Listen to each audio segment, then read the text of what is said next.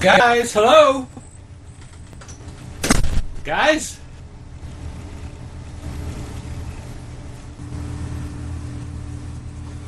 Hello? Hello? Hey!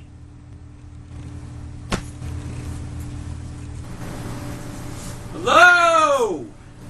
Hello? Hey, you guys! Oh, there's a note. Dear Dirt, we've gone to San Diego Comic-Con. They went to San Diego Comic-Con without me! Why?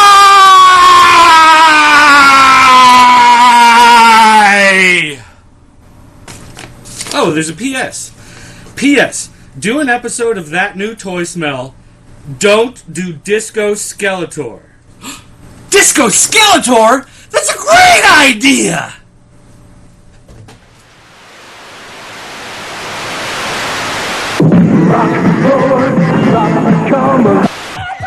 Freaking fun for everyone. Sold set. Attack the evil Humanoid, forcing him back into the earth. Hey, the name's Bob, and it's just so necessary.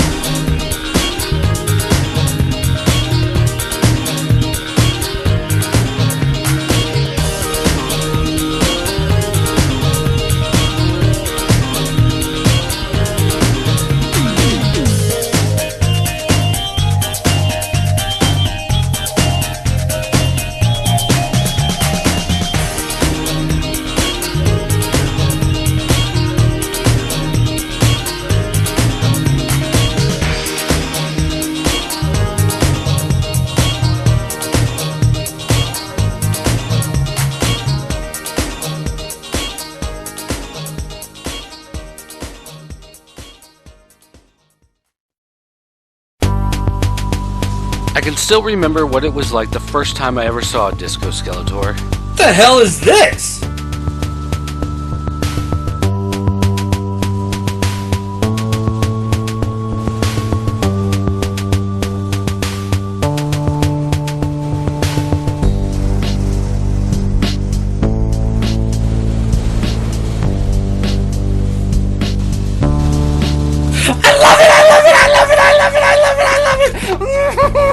I love it so much! It hurts!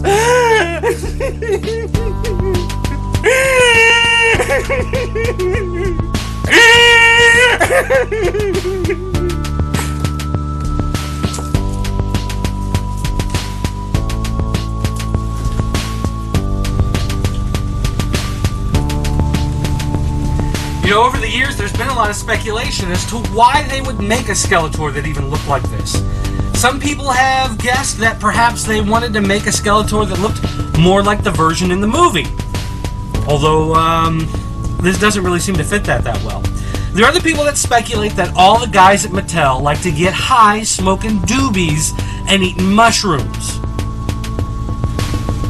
I'm going with that option. I'm also wondering why I put the camera so far away and in a dark corner so that you can't see the scene very well and I have to yell. It doesn't make a whole lot of sense, but then neither does Disco Skeletor.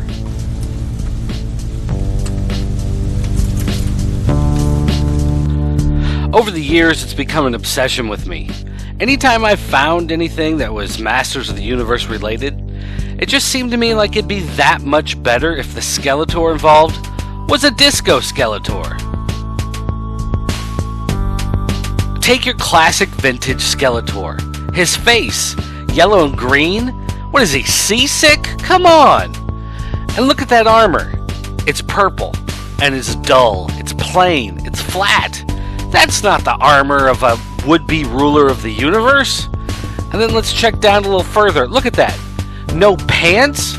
This guy is supposed to be a toy for kids, and He's not wearing any freaking pants. He's just got a purple loincloth. What is that supposed to be teaching kids? Now take a look at this custom. Yeah, look at that. His face is orange and red. It looks evil, just like he should. And his armor? It's shiny and gold. Let's face it, folks, shiny, that's where it's at. If you're gonna wear some armor, shiny armor is key. And check out the pants. Black pants. Daddies, don't lock up your daughters. This is a good guy.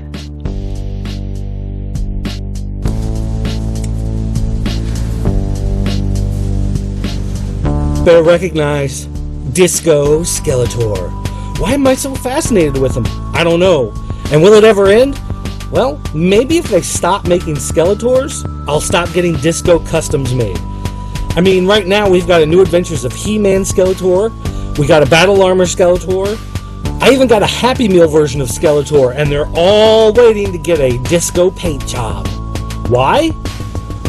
But who knows? Who cares? More importantly, though, go Team Skeletor! Now I gotta get up off the floor. Oh, I think my back went out. Oh, guys! My back! I think my back went... Oh, crap, they're in San Diego. Oh, this will not be good. Be good.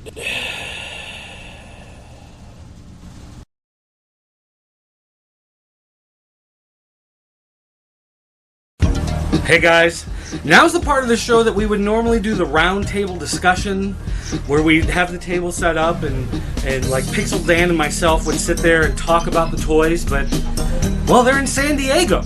I mean, there's no one here for me to sit down and talk about the toys with. So, well, luckily, a couple months ago I did an interview with Pixel Dan about customizing figures. So, I think I'm going to go ahead and roll that footage about customizing figures, so why don't we take a look at that? Alright everybody, it's a couple months ago, and I'm sitting here talking with Pixel Dan about some of these custom Disco Skeletor figures and some of the in-process custom Disco Skeletor figures. So, first of all, let's talk a little bit about the customization process. Ah, yes. What exactly does it mean to customize a figure? Well, Dirt, to customize a figure means to take an already existing action figure and doing something to make it original, or change it up, or make a figure that doesn't actually already exist. Or in this case, repainting existing Skeletors to make them all look like Disco Skeletor. Which is the most awesome pursuit a human being can do in this lifetime. Yes. So, tell us a little bit about your materials here. About my materials, well, when I do customizing, I actually recommend using the Games Workshop Citadel paints. I find that these are actually the best paints to use for plastic. A lot of the paints that you buy at the stores will end up drying tacky or chalky, and these seem to adhere to plastic better. So you can get these at most hobby shops, or anybody that does the Games Workshop stuff. This is what I would recommend using on paints, and I know a lot of customizers online use the same stuff, and they actually recommended this to me, so that's why I use it. And then, of course, one of the other brands I use is the Testors Model Masters, which you want to make sure you get the acrylics. Don't get the non-acrylics, because those are the ones that dry real tacky and sticky. Now, are the non-acrylic ones, are those the ones like when you're brushing, you see the brush strokes left behind? They're like the enamels. Like a lot of people use the enamels for model cars and airplanes and stuff. Don't use those on action figures, because that paint does not dry on plastic. What about Sharpies? Sharpies? Yeah, whatever. Sharpies is Cool, because that's usually my method. So sweet. All right, what about brushes? Brushes, same deal. I usually just get the Games Workshop ones because they're the best. They're designed for the really small little pieces, and it's nice to have the different brushes so that you've got different sizes, so you can do the small details and then the larger brushing. And then I usually kind of have a brush that's a little more beat up, which I use for dry brushing. What is dry brushing? What is dry brushing? Well, dry brushing is actually a method of doing a little bit of detailing on a figure, where you get a little bit of paint dabbed on the brush, and then you wipe most of it off so that it's pretty much just a dry brush with a little bit of paint on it, and you just basically flick flake paint all over the figure, and that's really good for shading and stuff like that. So, all right, now let's talk a little bit about the Disco Skeletors here. Now, this was the first one. That was the first that you made. This is what set off the controversy at He-Man.org. Why would you make that? People on the message boards very upset about this particular figure. And the vintage. How hard was it for you to actually desecrate a vintage He-Man figure into a Disco Skeletor? You know, it wasn't too bad actually. There seems to be plenty of these guys floating around, and not too hard to get a hold of. And you know, whatever. I've painted vintage figures before. And, hey, people paint vintage He-Man figures all the time. So the only reason they were mad at me is because it's Disco. Which I don't understand. I don't get it. Yeah, what's wrong with you people? It's the greatest variant ever. I mean, come on. And then the micro bust here. Yes. Now, was this? Did you paint this any differently because it's a ceramic bust as opposed to? No, actually, I did it the exact same thing, the exact same methods. So it worked just the same. And then finally, this was our April Fool's joke this year. Ah, yes. We did the review of the Masters of the Universe Classics Disco Skeletor. That was a fun one. I tricked a lot of people with that too, I think. How long does it take for you to paint one of these? It's quite a bit of work, actually. It depends on the detailing that you want to put into it also. But generally what you have to do is you kind of have to put a base coat down first. And what I usually do on a figure like this is you kind of have to determine what's the more prominent color on the figure. In this case, black. So I would paint all the black parts on there first and just kind of paint over them. Some people actually like to completely put like a coat over it so it covers the entire figure and they paint from scratch. A lot of people do that. Other people just paint the parts they want to paint. But basically I got to do it a coat at a time. So I would do all my blacks and then I would go over it with the lighter colors because it's easier to do the lighter colors on top. You don't want to... Well, at first we left his feet and his hands the original color. That's right. So, because that's how the Disco Skeletor was. So right. I had to be very cautious to watch my lines around the areas I wanted to leave the original color. So now these over here are works in progress. Works in progress. Now what are these two figures? Well, this is going to be Battle Armor Disco Skeletor, which I'm not entirely sure how we're going to do the battle damage yet, but you know, we'll get it. And then we're going to have McDonald's Skeletor Disco Skeletor. McDonald's Disco McDonald's Skeletor? Disco Skeletor. Yes, those are being worked on next. And Dirt's a crazy guy. He keeps requesting all this stuff. For some reason, I feel the need to buy Skeletors, have them painted disco. Why wouldn't you? Which is, you know, all I need now is a New Adventures of He-Man Skeletor. Oh, you know what? I think actually we've got that over here, so that's going to happen too eventually. Oh, I did buy one of those, didn't I? Yeah. I forgot about that. He doesn't have the cape, though. No cape, no helmet. Now that you mentioned it, I do remember buying this several months ago and giving it to you. And, yeah. So we'll get to that eventually. Well, with that, our time is up, I believe. So, everybody, thanks for watching, and you know, I don't know when I'm going to use this. Like I said, this is several months ago, but hopefully sometime in the next couple months this summer I'll find a use for this. Oh, yeah, okay, cool, yeah. All right, everybody. All right, guys, it's fan mail time. We've got some questions here, and this time I'm giving you the answers. Let's see here. Let's see. Dear Pixel Dan and Duvall. Pixel Dan and Duvall, not here. Let's see here. Victor Prime on the message boards wants to know, what's the most disappointing figure you've ever purchased, such as it falling apart or just being bad? P.S. Duvall can't say buying girly toys. Hey, if Duvall can't talk about buying girly toys, he ain't talking about buying toys. You know what I'm saying? Okay, never mind. Let's see, a disappointing figure that I ever had to buy, a disappointing toy. You know what? There was a toy that I found very, very lacking.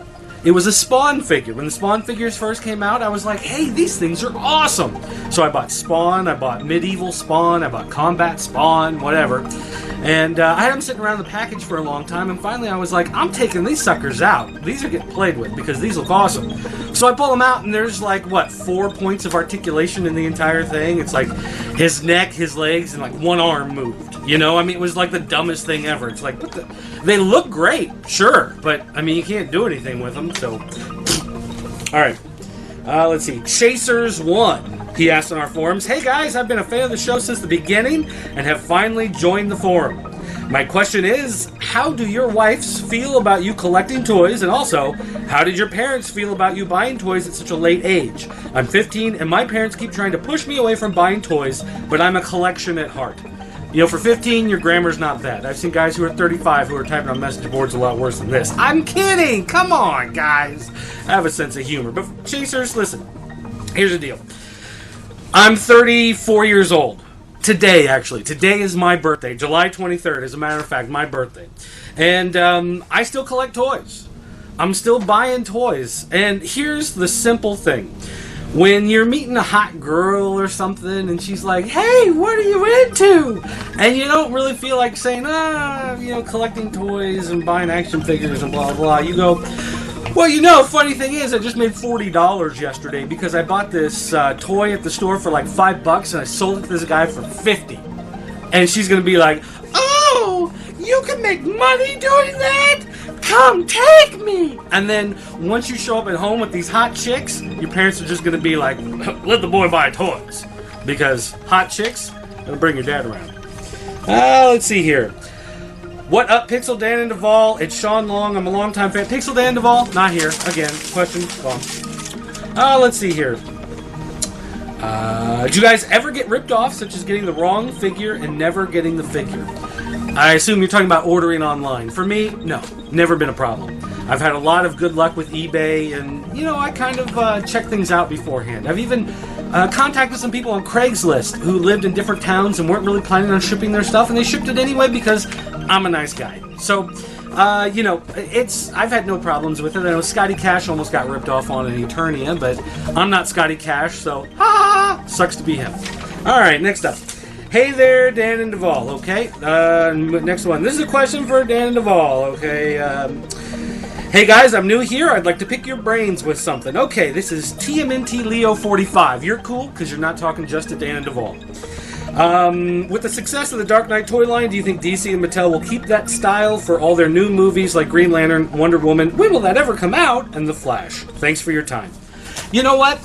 I do think it will stick around. I mean, it's very easy for them to just take, sculpts that they're doing and kind of reuse them, reuse parts, reuse body types, and let's face it, if you're a toy collector and you want to collect similar lines, like, of course, Superman, Batman, Green Lantern, Wonder Woman, they're all going to tie in to being a similar line, you want them to all work together.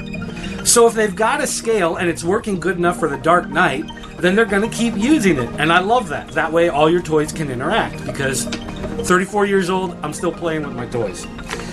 Alright. Jobber. What's more important to you, running water and electricity, or getting the most awesomest deal on the Eternia playset, Dan? Oh, Dan? Come on, question for Dan? Jobber. You're going to lose in a 2 count on that one. Alright, let's see here. Now, this is when we talked about our 50th episode. We showed some of our toy collections. Some people actually responded specifically about some of our collections. So, hey, Dirt's wife, he showed your basement. Oh, come on now. Come on now. Who is this?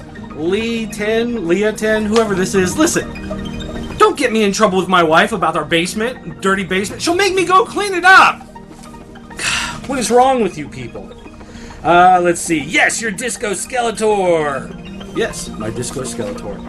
In fact, that's what this whole episode was about, so that's how awesome it is. Let's see here. Duvall's collection. Okay, this isn't really a question. It starts out with a question, but this is from Jorgen Cream, and he writes, WTF is this? Why didn't Duvall show his stuff? Are all the click-on videos gonna be like this? Oh man, I think only Duvall could get away with this. I was laughing just at the sight of him driving his truck. It says, I laugh at Duvall out loud.